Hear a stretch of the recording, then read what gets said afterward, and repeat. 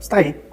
Essa é uma cena comum que ocorre com pacientes que apresentam POTS, ou síndrome vasovagal.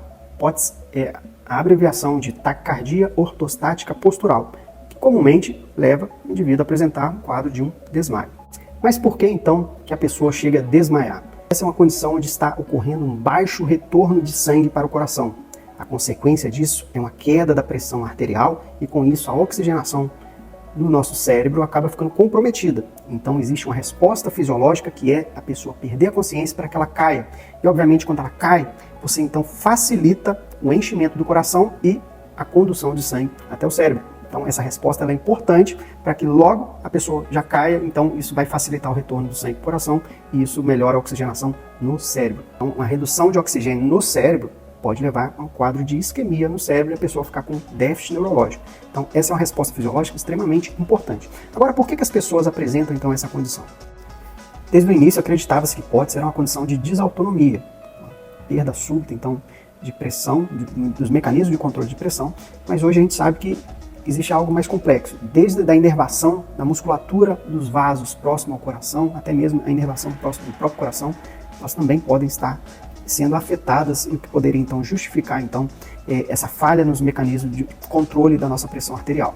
Para agravar ainda mais a situação, não é incomum a gente pegar pessoas que fazem uso de medicamentos antiepiléticos porque são mal diagnosticados como sendo portadores de epilepsia, simplesmente pelo fato da pessoa às vezes apresentar os desmaios. Além disso, pacientes que apresentam hipoglicemia também podem apresentar manifestação clínica muito semelhante a isso. Tem várias causas que podem simular POTS, desde neuropatia de fibra fina até mesmo enxaqueca.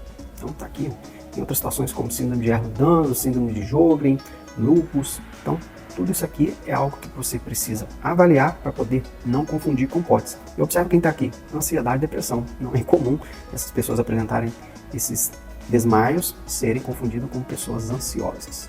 Mas então por que essas doenças podem se assemelhar a quadro de POTS? Devido aos sintomas de POTS, que muitas das vezes são confundidos com essa situação.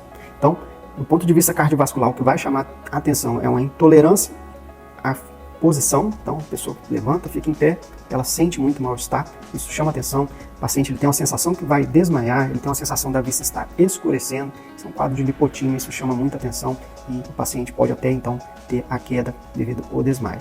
Do ponto de vista do sistema nervoso central, observe que é comum após o POTS o paciente ficar confuso, com dor de cabeça e até mesmo o paciente pode apresentar sintoma neurológico focal, por isso que isso é muito confundido às vezes com doença do cérebro, por exemplo, com epilepsia e também até mesmo doença vascular.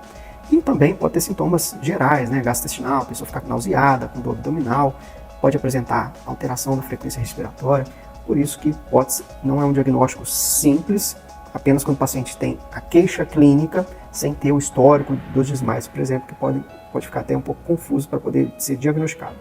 Para ser POTS, então, você tem que preencher alguns critérios. O que chama muita atenção é o fato de você conseguir reproduzir esses sintomas, principalmente em situações de ortostase. Então, como que se trata o paciente com POTS? Talvez sempre que a gente fala em manifestação de alteração por ortostase, a primeira coisa que vem em mente é o uso de corticoide, principalmente a fluocortisona. Acontece que não temos evidências fortes que possam justificar o uso da fluocortisona. Então, você coloca aqui, ó, fluocortisona, e outros medicamentos até que eventualmente o paciente possa estar fazendo uso sem uma melhora clínica, até porque não existe muita evidência de benefício nesses pacientes. O medicamento que tem um pouquinho mais de evidência, esse próprio artigo traz, é o uso do propanolol, doses um pouco mais baixas. O propanolol pode trazer benefício para o paciente. É importante a gente ficar de olho em alguns medicamentos que podem causar também hipotensão postural. Então, se o paciente estiver fazendo uso de algum medicamento, existem algumas drogas antipertensivas que podem eventualmente acabar provocando hipotensão postural. Se o paciente estiver fazendo uso desses medicamentos, tem que ser retirado. Obrigado, um abraço.